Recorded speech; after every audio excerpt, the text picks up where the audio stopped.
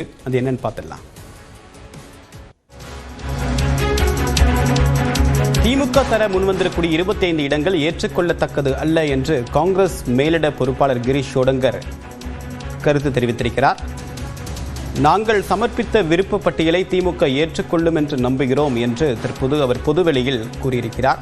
திமுக எங்களுக்கு 25 இடங்களை வழங்கினர், ஆனால் அது எங்களுக்கு ஏற்றுக்கொள்ளத்தக்கது அல்ல என்ற ஒரு கருத்தை அவர் கூறியிருக்கிறார். விவரங்களுடன் நம்முடைய சிறப்பு செய்தியாளர் சுசித்ரா, விவரம் என்ன?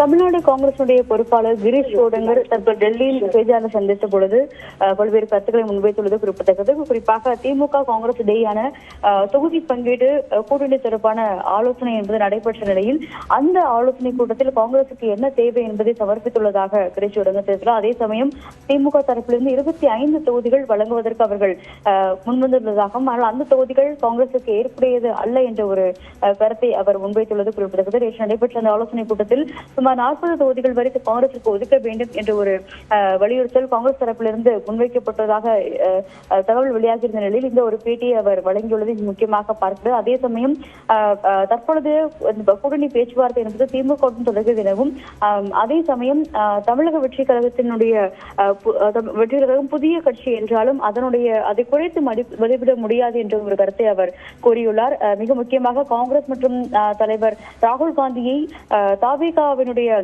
தாவேகா கட்சியானது மதிக்கிறது என்ற ஒரு கருத்தையும் அவர் முன்வைத்திருக்கிறார். புதிய கட்சி என்றாலும் அதனை ஒரு குறைத்து மதிப்பிட முடியாது, அதற்கென ஒரு இளைஞர்கள் ஒரு பட்டாளம் என்பது அதற்கு ஆதரவாக நிற்கிறது என்ற ஒரு கருத்தையும் அவர் தெரிவித்துள்ளார். டெல்லியில் மிக முக்கியமாக மூத்த தலைவர்களை சந்தித்து இந்த தமிழ்நாட்டினுடைய கூட்டணி மற்றும் மாநிலங்களவை தேர்தல் தொடர்பான பல்வேறு ஆலோசனைகளை அவர் இன்று அல்லது நாளை நடத்தக்கூடும் என்று எதிர்பார்க்கப்படும் நிலையில்தான் இந்த ஒரு கருத்தை அவர் பேசியுள்ளது முக்கியமாக பார்க்கப்படுகிறது.